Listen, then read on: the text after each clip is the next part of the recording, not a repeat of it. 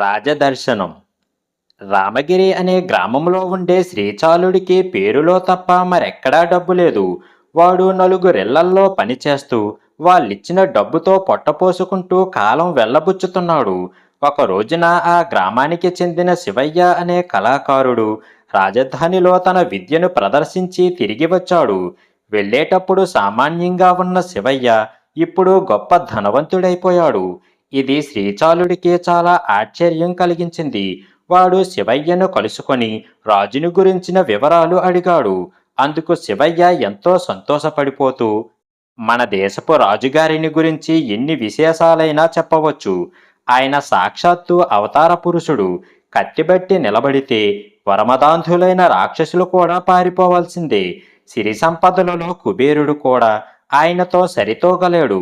దానగుణంలో శిబి, బలి, కర్ణుడు మొదలైన వారు ఆయన వద్ద పాఠాలు నేర్చుకోవాలి. అన్నింటినీ మించిన గొప్ప విశేషం మన రాజుగారికి ప్రజల బాగోగుల గురించి మినహా వేరే ఆలోచన లేకపోవడం అని చెప్పాడు. ఒక్క రోజులో శివయ్య జాతకం మార్చివేసిన రాజుగారి విషయంలో ఇవన్నీ నిజాలే అయి ఉండాలి అనుకున్నాడు. వాడు చాలామంది దగ్గర ఈ సంగతే చెప్పాడు. అప్పుడు వాడికి రాజు గురించి మరిన్ని సంగతులు తెలిసాయి. రాజు ప్రజల కోసం ఎన్నో మంచి పనులు చేస్తున్నాడు. పంటలు పండని ప్రాంతాన పన్నులు తగ్గిస్తున్నాడు. కరువు ప్రాంతాల్లో తిండి గింజలను ఉచితంగా పంపింపజేస్తున్నాడు. దేశంలో పేదరికం అన్నది లేకుండా చెయ్యాలని ఆయన కంకణం కట్టుకున్నాడు. ఎంతో కాలంగా పరుల పంచన బతుకుతున్న శ్రీచాలుడికి ఈ విషయాలేమీ తెలియవు. ఇవన్నీ తెలియగాని వాడికి రాజును చూడాలన్న కోరిక కలిగింది. ఆ రోజు నుంచి వాడు తన ప్రయాణానికి డబ్బు కూడబెట్టసాగాడు. అందుకోసం వాడు పస్తులు కూడా ఉండేవాడు. ఏమైతేనేం, ఒక సంవత్సరం తర్వాత వాడు చిన్న మూట ఒకటి భుజాన వేసుకొని రాజధానికి చేరుకున్నాడు. వాడు రాజదర్శనం కోసం కాపలా భటులను అడిగితే వాళ్ళు పకపక నవ్వి, నీ వంటి వాళ్లను చూడటానికి కాలం వృధా చేస్తే రాజుగారిక ప్రజలను పాలించినట్టే అన్నారు హేళనగా. ఒక్కసారి ఆయన దర్శనం చేసుకొని వెళ్ళిపోతాను. ఆయనేమీ కావాలని అడగను అన్నాడు శ్రీచాలుడు. అయినా కాపలా వాళ్ళు లోనికి పోనీయలేదు. శ్రీచాలుడు నిరుత్సాహంతో అక్కడ నుంచి బయలుదేరాడు. వాడి అవస్థ గమనించిన పౌరుడొకడు శ్రీచాలుణ్ణి పలకరించి సంగతి తెలుసుకొని, నువ్వు తొందరపడి మీ గ్రామానికి వెళ్ళిపోకు. ప్రతిరోజు కాపలా వాళ్లను బ్రతిమాలుకుంటే ఏదో ఒక రోజున వాళ్ళు నిన్ను లోపలికి వెళ్ళనిస్తారు అని సలహా ఇచ్చాడు. ఇది విన్న తర్వాత వాడు రాజుని చూడకుండా తన గ్రామానికి తిరిగి పోకూడదు అనుకున్నాడు. అయితే ఆనాటి రాత్రి వాడికి ఒక పెద్ద సమస్య ఎదురయ్యింది. గ్రామంలో అయితే ఏ ఇంట అరుగు మీదో పడుకొని నిద్రపోయేవాడు. ఇక్కడ ఏం చెయ్యాలో వాడికి తోచలేదు. ప్రతి వీధికి కాపలా భటులు ఉన్నారు. వాళ్ళు కొత్త వాళ్ళెవర్నీ వీధిలో ఉండనివ్వటం లేదు. శ్రీచాలుడు వాళ్లను తన పరిస్థితి చెప్పుకున్నాడు. ఇంటి అరుగుల మీద కొత్త వాళ్ళు పడుకుంటే మా కాపలా వల్ల ప్రయోజనం ఉండదు. నీ వంటి వాళ్ళు ఉండటానికి ధర్మసత్రాలు ఉన్నాయి. కానీ ఈ రాత్రివేళ వాటిలో ప్రవేశించడం కష్టం. ఏ సమయంలో అయినా కొత్త వాళ్లను ఆదరించే సత్రాలు నగర ప్రవేశ ద్వారాల వద్ద ఉన్నాయి. నువ్వు అక్కడికి వెళ్ళు అన్నారు భటులు. వాడు భటులను అడిగి దారి తెలుసుకొని బయలుదేరాడు. అయితే వాడికి నగర వీధులు గజిబిజిగా కనిపించి కొంతసేపు అక్కడే తిరుగుతూ చివరికి ఒక మైదాన ప్రాంతం చేరాడు. శ్రీచాలుడు అక్కడ కొంతసేపు విశ్రమిద్దాము అనుకుంటూ ఉండగా ఎక్కడ నుంచో ఒక వ్యక్తి వచ్చి, ఎవరు నువ్వు? ఇంత రాత్రివేళ ఇక్కడేం చేస్తున్నావు అని అడిగాడు. శ్రీచాలుడు అతడికి తన కథ చెప్పుకున్నాడు. రాజును చూడటానికి కష్టపడి ఇక్కడికి వచ్చి ఇలా తిరుగుతున్నావంటే నమ్మతగ్గ మాటలుగా లేవే. నువ్వు దొంగవని నాకు అనుమానం కలుగుతున్నది. ఆ మూట విప్పి చూపించు అన్నాడు ఆ వ్యక్తి. శ్రీచాలుడు సంకోచించకుండా మూట విప్పి చూపించాడు. అందులో ధనికులు మాత్రమే ధరించగల విలువైన దుస్తులు, తలతలా మెరిసే కొత్త చెప్పులు ఉన్నాయి. ఆ వ్యక్తి శ్రీచాలుణ్ణి పరీక్షగా చూశాడు. వాడు చింకి బట్టలతో బికారిలా ఉన్నాడు. ఇవి నీవి కాదు, ఎక్కడో దొంగలించావు అవునా అని కఠినంగా ప్రశ్నించాడు ఆ వ్యక్తి. ఒక సంవత్సరం పాటు కడుపు మార్చుకొని కూడబెట్టిన డబ్బుతో ఇవి కొన్నాను, ఎక్కడా దొంగలించలేదు అన్నాడు శ్రీచాలుడు దీనంగా. అలా కొంటే ఈ దుస్తులు చెప్పులు ఎందుకు ధరించలేదు అని ప్రశ్నించాడు ఆ వ్యక్తి. వీటిని రాజదర్శనం కోసం దాచుకున్నాను. కాపలా వాళ్ళు నన్ను లోపలికి పోనిస్తానంటే వెంటనే ఇవి ధరించి రాజుగారి కళ్ళపడాలి అనుకున్నాను అన్నాడు శ్రీచాలుడు. ముందుగానే ఎందుకు ధరించకూడదు అని అడిగాడు ఆ వ్యక్తి ఆశ్చర్యపోతూ. ముందుగానే ధరిస్తే నలిగి పాడైపోతాయని నా భయం అన్నాడు శ్రీచాలుడు. నువ్వు రాజును చూడాలనుకుంటున్నావు తప్ప రాజు నిన్ను చూడాలనుకోవడం లేదు. అలాంటప్పుడు రాజును చూడటానికి ఇంత మంచి దుస్తులెందుకు? నువ్వేదో దాస్తున్నావు అన్నాడు ఆ వ్యక్తి. శ్రీచాలుడు కొద్దిసేపు తల వంచుకొని ఊరుకొని, అయ్యా, ఈ దేశపు రాజు అవతార పురుషుడు. ప్రజల మేలు కోరి ఆయన ఎన్నో మంచి పనులు చేస్తున్నాడు. తనకు తెలిసిన పేదవారందరికీ ఏవో శాసనాల ద్వారా సాయపడుతూనే ఉన్నాడు.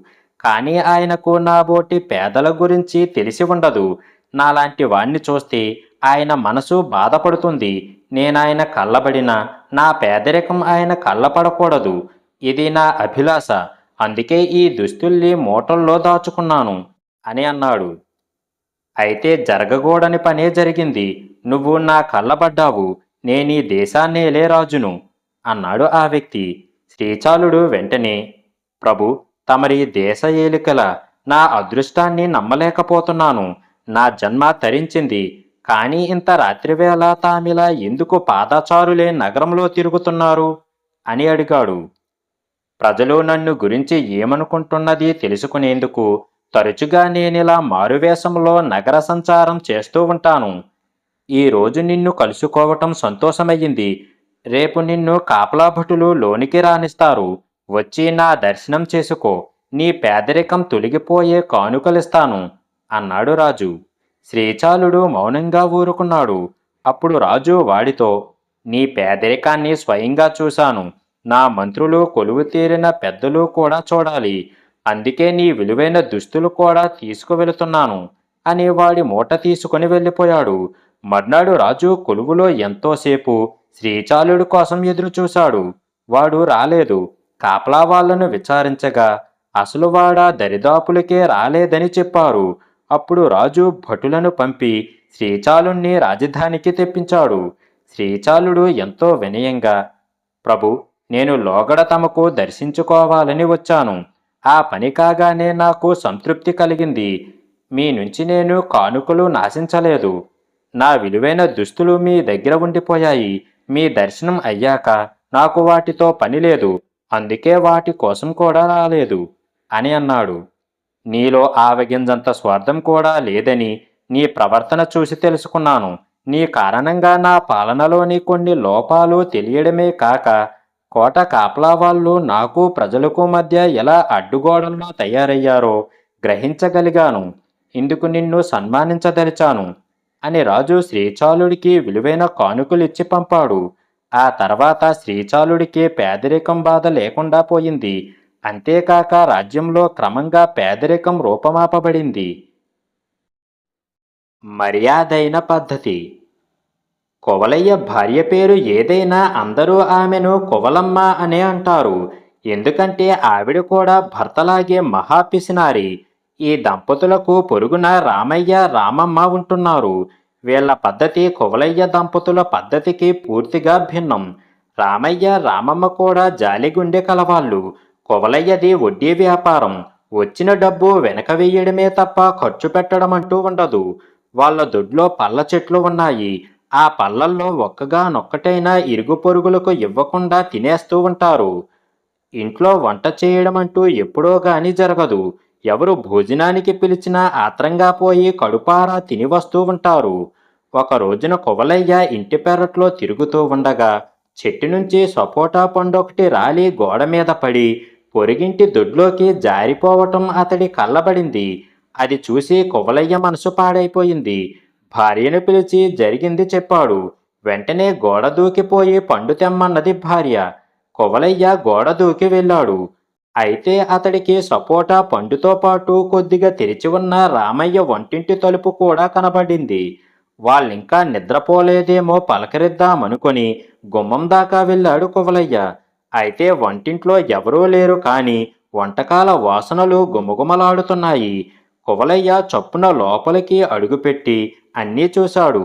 అతడికి నోరూరింది. వంటకాలన్నీ పంచెలో మూటకట్టి సపోటా పండుతో సహా గోడ దూకి ఇల్లు చేరాడు. జరిగింది విని భార్య అతడు చేసిన పనిని మెచ్చుకున్నది. ఆ రాత్రి ఇద్దరూ కలిసి ఆనందంగా విందు భోజనం చేశారు. మర్నాడు రామయ్య ఇంట్లో ఏదైనా గొడవ వినిపిస్తుందేమో అని కువలయ్య దంపతులు ఎదురుచూశారు. కానీ అలాంటిదేం జరగలేదు. బొత్తిగా లక్ష్యం లేని మనుషులు అన్ని వంటకాలు పోతే పట్టు నూరుకుంటారా అన్నాడు కువలయ్య. ఇలాంటి వాళ్ళ కొంపలో నుంచి రోజు అన్నం ఎత్తుకువచ్చినా పర్వాలేదు అన్నదే కువలమ్మ. అంతే. ఆ రాత్రి కూడా కువలయ్య గోడ దూకాడు. ఆ రోజు వంటింటి తలుపు వేసి ఉన్నది. కువలయ్య కాస్త తోసి చూస్తే గడి దానంతట అదే విడిపోయింది. కువలయ్య అన్నం ఎత్తుకొని వెళ్ళిపోయాడు. మూడవ రోజున కువలయ్య గోడ దూకి వంటింటి తలుపులు తెరవగా అతడికి అక్కడ వంటకాలే కాక 2 పీటలు వేసి ఉండటం కనబడింది. వాటి ముందు 2 విస్తళ్ళు పరిచి ఉన్నాయి. తన సంగతి రామయ్యకు తెలిసిపోయిందా అనుకొని కువలయ్య అనుమానించాడు. చూద్దాం ఏమైతే అదే అవుతుందని అతడు వంటకాలను విస్తల్లోకి సర్దుకొని తీసుకువెళ్ళిపోయాడు. మర్నాడు రామయ్య ఇంటి ముందు చాలా జనం గుమిగూడారు. విశేషం ఏమిటో అనుకుంటూ కువలయ్య అక్కడికి వెళ్ళాడు. రామయ్య అక్కడ చేరిన వాళ్లతో, మా ఇంటికి రోజు భగవంతుడు వచ్చి భోంచేసి వెళుతున్నాడు. మొదటి రోజున ఇంట్లో వంటకాలు మిగిలిపోతే వాటిని దేవుడు తినేశాడు. నేను కుక్క తినేసింది అనుకున్నాను. అయినా విషయం తెలుసుకుందామని రెండో రోజు కూడా వంటకాలు ఎక్కువ వండాము. వంటింటి తలుపు వేసేశాము. అయినా వంటకాలు మాయమయ్యాయి. ఇది కుక్క పనో దేవుడి పనో తెలుసుకుందామని మూడో రోజు విస్తళ్ళు కూడా వేశాము. ఈసారి విస్తళ్ళతో సహా వంటకాలు మాయమయ్యాయి. అంటే ఇది తప్పకుండా దేవుడి పనే అయి ఉండాలి కదా అని అన్నాడు. జనం అంతా అవునన్నారు. ఈ వింత చూడటానికి రోజు రాత్రి జనం రామయ్య దొడ్లో పోగవసాగారు. వారం రోజులు గడిచినా దేవుడు ఛాయలకేసి రాలేదు. దేవుడు ఇంతమంది కళ్ళెదుటికి వస్తాడా? రహస్యంగా చూడాలి కాని అన్నాడు రామయ్య. ఆ రోజు నుంచి జనం రహస్యంగా చూడటం మొదలుపెట్టారు. పాపం కువలయ్యకు ఇది చాలా ఇబ్బంది అనిపించింది. రామయ్య వెర్రిబాగులవాడు కాబట్టి దేవుడొచ్చి తినిపోతున్నాడు అనుకున్నాడు. అంతవరకు బాగానే ఉంది. కానీ ఈ మధ్య ఏమిటి? జనమంతా కాపలా కాస్తూ ఉంటే తన తిండి సంగతి ఏం కావాలి? దేవుడు వస్తాడని ఏ విధవ ఎక్కడ్నుంచి రహస్యంగా వంటగది కేసు చూస్తున్నాడో తనకి ఎలా తెలుస్తుంది? ఈ ప్రచారాన్ని తిరుగుముఖం పట్టించడం కోసం కువలయ్య తన భార్యను ప్రోత్సహించి రామయ్య దగ్గరకు పంపాడు. ఆమె రామమ్మతో, ఏమమ్మా వదినా, రోజూ దేవుడొచ్చి మీ ఇంట్లో తినిపోతూ ఉంటే ఆ సంగతి ఊరంతా డప్పు కొట్టించాడు అన్నయ్య. ఇప్పుడు చూడు మరీ దేవుడు రావడం మానేశాడు. అటు అన్నయ్యకు వెర్రుబాగులవాడన్న పేరు వచ్చింది అని అన్నది. ఆయనేమీ అంత వెర్రుబాగులవాడు కాదమ్మా. ఆయనది జాలిగుండె అంతే అన్నది రామమ్మ శాంతంగా. అంటే అన్నది కువలమ్మ ఆశ్చర్యపోతూ. వచ్చి తిండి తినిపోయేది దేవుడు కాదని మనిషేనని ఆయనకు తెలుసు. కానీ అంత రహస్యంగా వచ్చి తిండి ఒక్కటే తినిపోతున్నాడంటే వాడు తిండి కోసం ఎంత ముఖం వాచిపోయి ఉన్నాడో అర్థం చేసుకోవచ్చు. అలాంటి వాడు గర్భదరిద్రుడై ఉంటాడు. అన్నార్తుడికి అన్నం పెడితే ఆ దేవుడికి పెట్టినట్టే అని ఆయన అంటూ ఉంటారు. అందుకే మేము చక్కగా విస్తరు వేసి కూడా వేసి వాడు తిండి తినిపోయే ఏర్పాటు చేశాము అన్నది రామమ్మ. మీ ఆయన జాలిగుండె సంగతి బాగానే ఉన్నది.